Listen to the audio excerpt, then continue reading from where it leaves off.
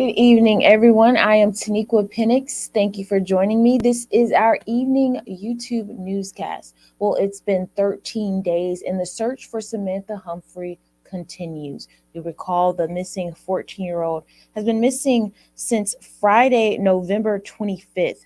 Today, police and fire department boats launched from Mohawk Valley Marine and traveled along the waters from the Schenectady Stockade down to Lock 7 in Niskayuna. Searching above, state police and park police launched drones in the sky near Rivers Casino. Tomorrow marks 2 full weeks since Samantha Humphrey was last seen or heard from after her family says she had an altercation with her ex-boyfriend at Riverside Park.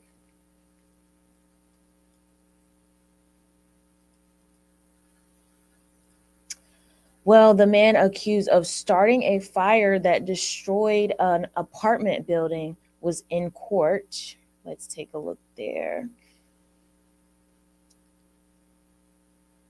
The man accused of starting a fire that destroyed the Hudson Falls apartment building has been indicted by a Washington County grand jury.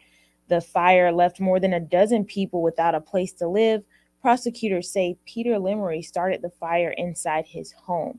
The 12-count indictment charges him with arson, reckless endangerment, and 10 counts of criminal mischief, one for each of the 10 victims who lost everything in the fire.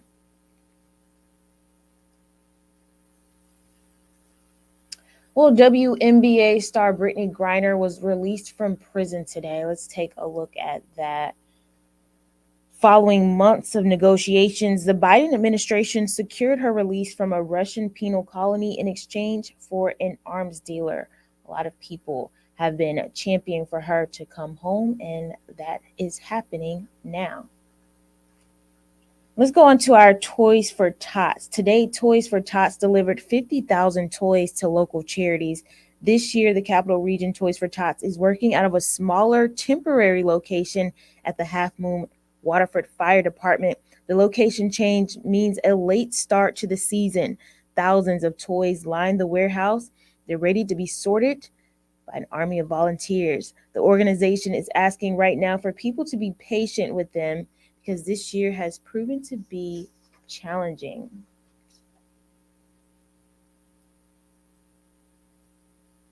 So those are our top stories for the day. We're going to take a look at your weather. Let's see what that's looking like right now. Bear with me 1 second.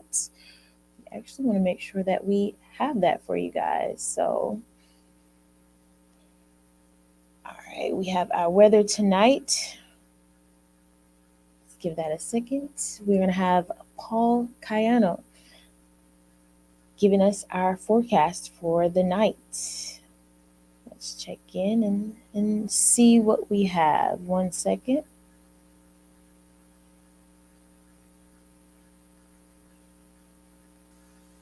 All right. We'll toss it over to Paul. Well, clouds will continue to break up as we head into the evening and overnight hours, and with partly cloudy skies overnight, temperatures will drop back to cooler levels than we've seen earlier this week and mainly be in the 20s by early Friday morning. Almost full sunshine on Friday across a large part of the area. No rain or snow to finish the work week, and this will allow temperatures to reach into the upper 30s to around 40. On Saturday, we'll start out with sunshine, but it looks like some low-level moisture will build in from the coast and from the south, so I wouldn't count on the sun to last through the day. However, it will stay dry. Overnight tonight, down to 27 with partly cloudy skies. A dry day on Friday. We'll call it 41, mostly sunny, just a slight north breeze.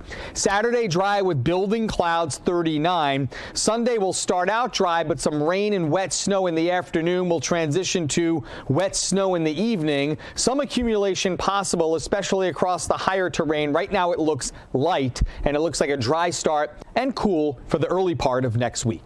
We'll update the forecast throughout the night. All right, everybody. Well, that's it for your YouTube newscast. Be sure to tune in and watch the full broadcast tonight at 9 o'clock and then again at 11 o'clock. Thank you so much for bearing with us. Enjoy the rest of your evening and have a good night.